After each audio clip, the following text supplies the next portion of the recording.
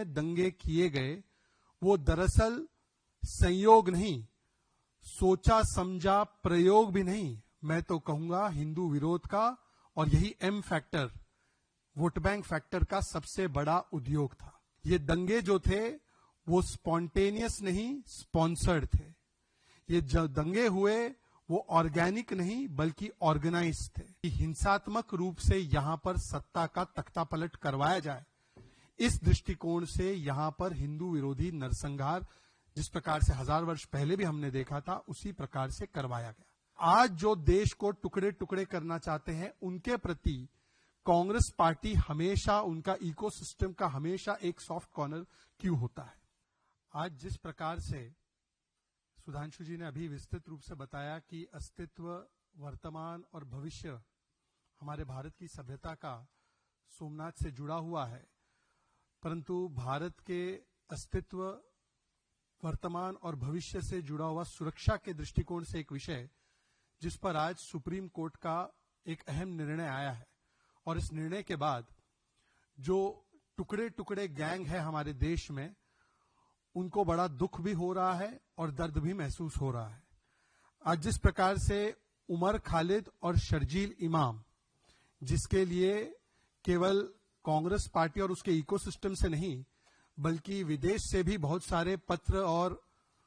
संवेदनाएं प्रकट हो रही थी, आज उन दोनों व्यक्तियों को सुप्रीम कोर्ट ने किसी भी प्रकार की राहत डिनाई कर दी है, उनके बेल को रिजेक्ट कर दिया है। और केवल बेल रिजेक्ट ही नहीं किया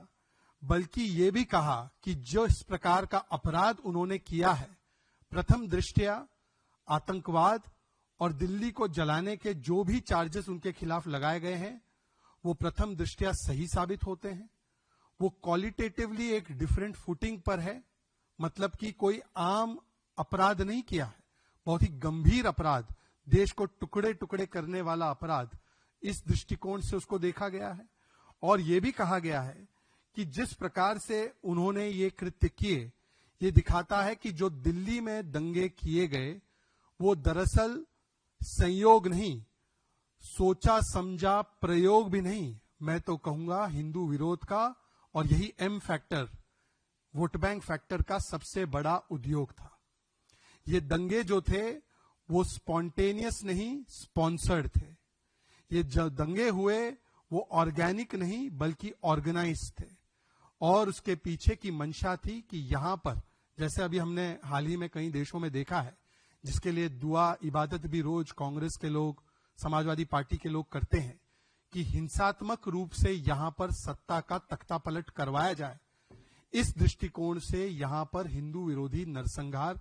जिस प्रकार से 1000 वर्ष पहले भी हमने देखा था उसी प्रकार से करवाया गया। मतलब उस समय पर जो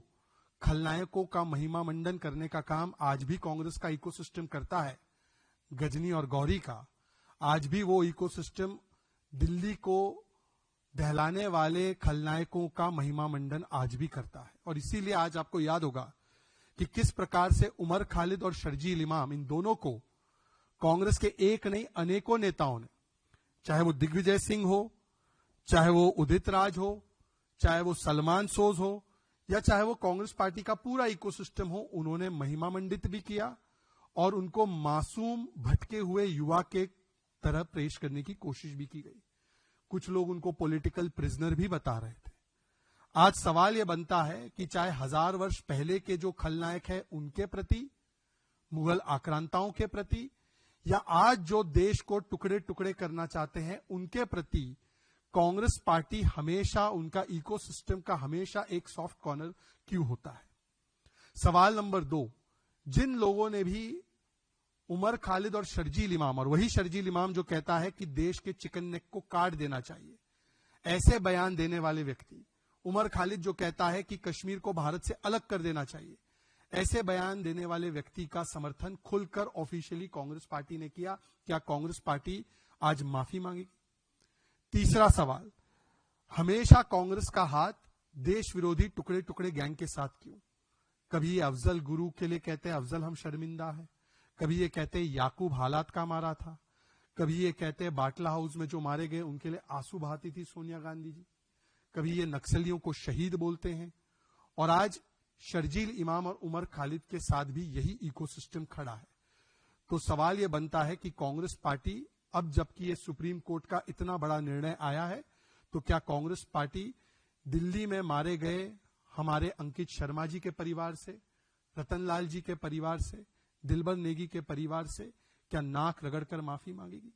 और केवल कांग्रेस ही नहीं, समाजवादी पार्टी, तृणमूल कांग्रेस, आम आदमी पार्टी,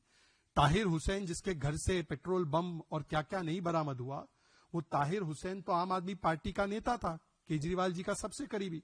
और बकायदा संजय सिंह जी ने प्रेस वार्ता करके कहा था कि ताहिर हुसैन को इसलिए फंसाया जा रहा है क्योंकि वो मुसलमान है। अब आम आदमी पार्टी से भी सवाल है कि क्या ऐसे दंगाई, आतंकी, जिहादी मानसिकता वाले तत्वों को क्या एम फैक्टर के चलते ही संरक्षण दिया जा रहा था?